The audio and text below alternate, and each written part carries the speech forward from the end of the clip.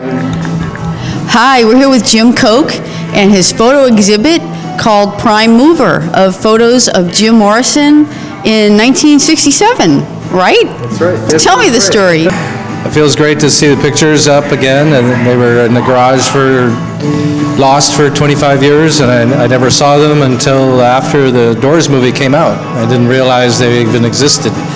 I shot them when I was 20 years old, and somebody asked me, hey, you shoot pictures, do you have any from back then? And I found them.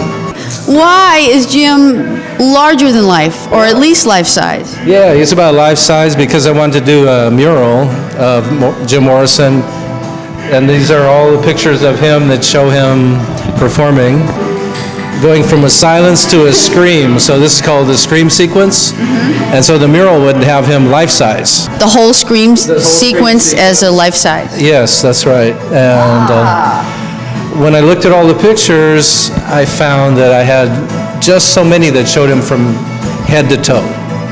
And I put them together in a sequence that showed some sort of rhythm, and that's what this is. In fact, the stills, these are the stills on the opposite wall. They're all the original black and white pictures. So this is the first picture you took on that day? it's the first one in the sequence. Okay. So it shows him in silence. And he didn't say a word to the audience that day. He was very controlled, very much into the music, not playing around with the audience at all.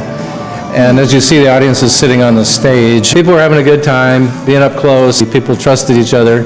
And here you have the drummer, obviously, John Densmore, Ray Manzarek, Morrison, and Robbie Krieger.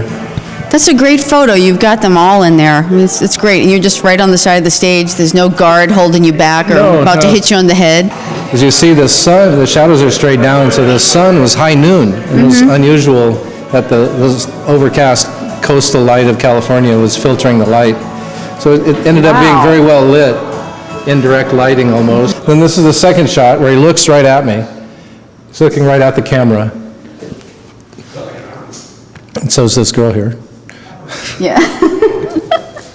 You know, people started watching me, and I'm kind of twisting it. You can see where I'm not just shooting straight. I'm trying to get a different angle. And then same here, same angle.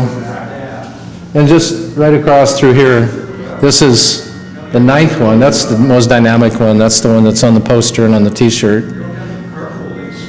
And That's great. Why did you pick that one as the most dynamic? It shows the most motion and most emotion. And then this is the scream. This is what we call the scream sequence, because he's actually yelling. You know, he's so into it. His heels are off the ground. I mean, if you turn this one sideways, he's actually looks like he's flying. He's just. Oh, okay. He's just. But Densmore is really. I mean, I like seeing the blur of the sticks. I like always getting the hands of the musicians if I can, and showing how musicians play. And then this is sort of the come down. After he's exhausted himself, he's sort of really gasping for air. Yeah. This is the closest shot I have of him, and I'm sure I changed lenses too. I probably used a 135. I didn't get up in his face. I had a telephoto lens, and as we go across, That's a great shot. What's going on with the horn? I don't know. Nobody's been able to explain it. When I showed Ray Manzarek that, he didn't remember what it was about either. So, but he was getting some effect. Is it a flower? Yeah, they're flowers, and then the gas mask on the mannequin is in the next picture more clearly. And here he's kind of dreaming away and taking a breath between screams, I guess.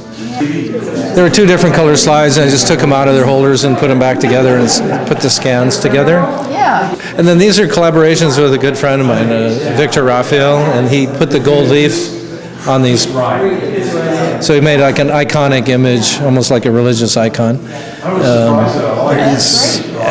And he put this metal and gold leaf on that one, and then that shot of the flag is the same as the one we looked at earlier, but it's cropped. And there's gold leaf coming out of his head. It looks like you can see it actually, can't you? So if people want to see more of your work or find you, is there a way they can contact you? Yeah, they can go to my website, and Really? JimCoke.com, Great. COKE.com.